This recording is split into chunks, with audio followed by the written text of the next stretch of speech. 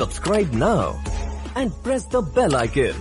Never miss an update. Episode की शुरुआत में हम देखते हैं कि बोजी सोच रहा है कि मैं आखिर बच कैसे गया। तभी उसे याद आता है कि किसी ने उसके बैग से क्रॉसबो चलाकर उसे किनारे पर सही सलामत पहुंचा दिया था। बोजी उठता है और अपने बैग को झांक कर देखता है। तभी वहां से कागे वो मैं था कहते हुए बाहर निकलता है। बोजी को वो याद आता है जो कागे ने उसे कहा था कि चाहे कैसी भी सिचुएशन क्यों ना हो, मैं तुम्हारा साथ कभी नहीं छोड़ूंगा। उसे देखकर बोजी रोने लगता है। कागे उसे चुप कराता है पर उसके भी आंखों में आंसू आ जाते हैं। फिर वे दोनों एक दूसरे को देखकर खुशी से हंसने लगते हैं। कागे बोजी को बताता है कि मैं तुमसे कभी दूर था ही नहीं। जब तुम खिड़की से गिरे थे तब मैंने ही बैग तुम्हारे नीचे रखा था। जब वो चोर तुम्हारे बैग को चोरी कर रहा था तो मैंने ही उसे डराकर भगाया था। तुम्हारे गोश्त को भी मैंने ही कुनाई मारकर फेंका था क्योंकि उसमें पॉइजन था। वह कहता है मैंने हर बार तुम्हारी जान बचाई है। मुझे छुपकर तुम्हारे साथ रहने का ऑर्डर बेबी ने दिया था क्योंकि कई लोग तुम्हारे जान के पीछे पड़े हुए हैं, लेकिन वो कौन है हमें इसकी कोई जानकारी नहीं है। फिर कागे कहता है अब हम ऊपर नहीं बल्कि नीचे जाएंगे क्योंकि अंडरग्राउंड में ऐसा कोई इंसान है जो तुम्हें ताकतवर बना सकता है। नीचे अंडरवर्ल्ड में जाने की सीढ़ी होती है और वे लोग वहां से जाने लगते हैं। उधर डोमास दोहरे सोच से लड़ रहा होता है कि उसने अच्छा किया या बुरा, क्योंकि बोजी को मारने का ऑर्डर उसे किंग डाइडा ने दिया था और ऐसा करके वह डाइडा का भरोसा भी जीतना चाहता था। इस सीन को देखकर ऐसा लगता है कि वो जैसा बनना चाहता है वो दिल से वैसा बिल्कुल नहीं है। उधर कागे और बोजी अंडरग्राउंड की तरफ जा रहे होते हैं कि तभी सामने उन्हें बहुत सारे इंसानों के कंकाल दिखते हैं। वे लोग उसे देखकर डर जाते हैं और तभी सामने की खाई से जहरीली गैस निकलने लगती है। वे लोग उस गैस से दूर भागना चाहते हैं पर वे जा नहीं पाते और बेहोश होकर गिर जाते हैं। वहीं उस गैस के बीच से अंडरवर्ल्ड के कुछ नाइट्स आते हैं और उन्हें उठाकर ले जाते हैं। उधर डाइडा मिरर के इशारे पर मिरर को लेकर अंडरग्राउंड जा रहा है। डाइडा मिरर से पूछता है कि तुम आखिर हो कौन? तो मिरर कहती है मैं तुम्हारे फादर की खास सहयोगी हूँ। फिर वे लोग बिल्कुल नीचे पहुंच जाते हैं। वहाँ एक बड़ा दरवाजा होता है जिसे दो मास्क पहने लोग पहरा दे रहे होते हैं। फिर वे लोग उसके अंदर जाते हैं।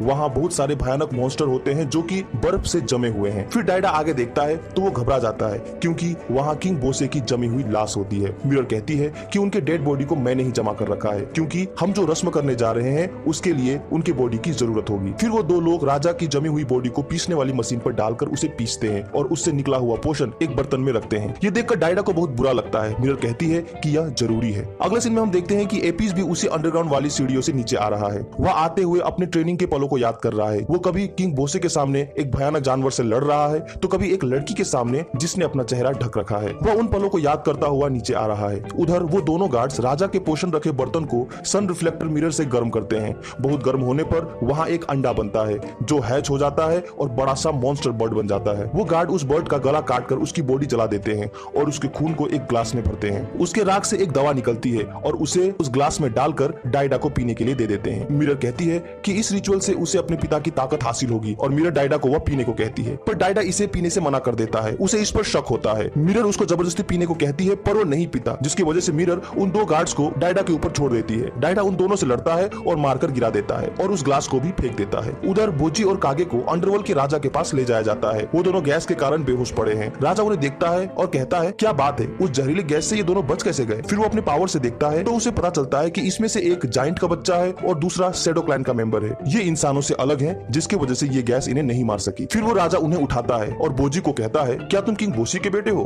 अगले सीन में हम देखते हैं कि होकुरो डोमास को बोजी के बारे में पूछता है। डोमास उसे कुछ नहीं बताता पर होकुरो को पता चल जाता है कि डोमास ने बोजी को मार डाला है। वह डोमास को तलवार से हमला करता है। डोमास उसे आसानी से गिरा देता है। होकुरो हार नहीं मानता और बोजी के मौत का बदला लेने के लिए फिर उस पर हमला कर देता है पर इस बार डोमास उसे तलवार से नहीं बल्कि अपने हाथ से रोकता है, जिसकी वजह से डोमास का हाथ आधा कट जाता है। वो होकुरो को इसे पूरा अलग करने को कहता है पर होकुरो में इतनी शक्ति नहीं होती कि उसके हाथ को पूरी तरह से अलग कर सके। फिर डोमास खुद तलवार उठाता है और अपने हाथ को पूरी तरह से काट देता है क्योंकि उसे अफसोस है कि इसी हाथ से उसने बोजी को ढकेल कर मार डाला था। और यहीं पर यह एपिसोड समाप्त हो जाता है।